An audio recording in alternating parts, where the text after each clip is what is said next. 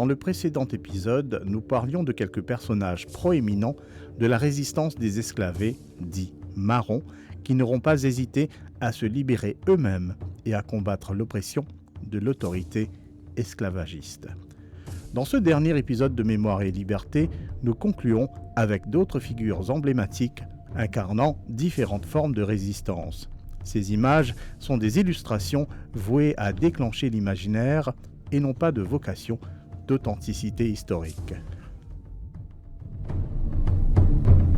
Le 30 juillet 1804, un chef marron nommé Tatamaka fut capturé et tué dans les gorges de Rivière-Noire. Tatamaka, d'origine mozambicaine, était le chef d'une bande de 9 marrons qui pillaient régulièrement les plantations de Rivière-Noire, Plaine-Williams et Savane.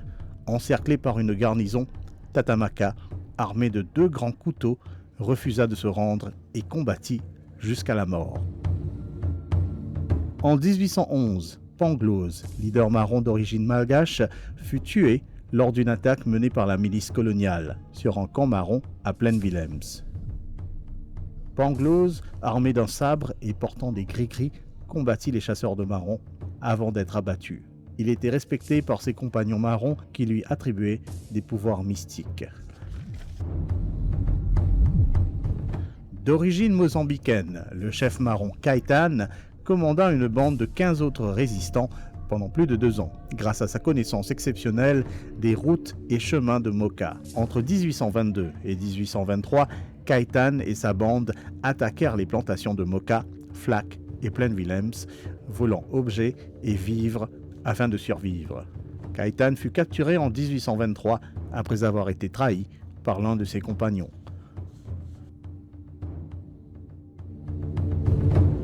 Prince malgache exilé, rebelle et martyr, Ratsitatan a marqué notre histoire. Il n'était pas esclavé, mais prisonnier politique. Banni à Maurice par le roi malgache Radama Ier, il s'échappa du bagne sous l'influence de Jean Lazaf. L'histoire voudrait que Lazaf réussit à le convaincre de rejoindre des partisans marrons dans le but de planifier une révolution contre les autorités coloniales. Trahi ensuite par Lazaf, Ratsitatan fut capturé et exécuté par décapitation le 15 avril 1822, mourant en martyr de la liberté.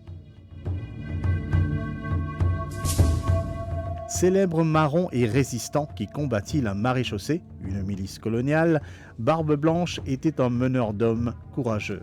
Lui et sa bande trouvèrent refuge dans la région du Morne où ils étaient réputés insaisissables. Leur repère se trouvait apparemment à 500 mètres d'altitude sur un sommet inaccessible du Morne. Vivant libre avec sa communauté de résistants au sein de la nature nourricière de Maurice, Barbe Blanche ne fut jamais capturée.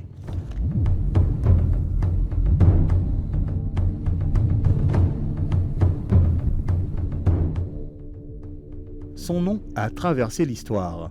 Mangalkan était un rebelle notoire et un véritable chef de tribu des hauts plateaux. Lui et ses compagnons de lutte refusaient le système post-esclavagiste et l'apprentissage. Ils avaient établi leur territoire dans les zones forestières de Cuir-Pipe, défiant régulièrement les propriétaires terriens de la région.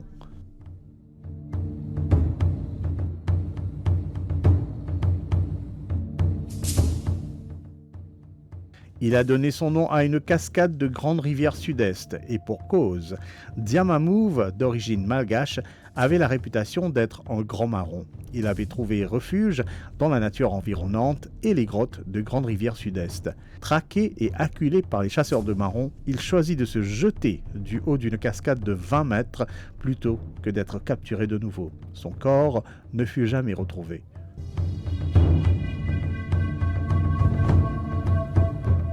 Nous n'avons qu'à peine abordé la saga de la Résistance. Nombreux sont ceux qui ont choisi le marronnage au cours des siècles de l'histoire de Maurice.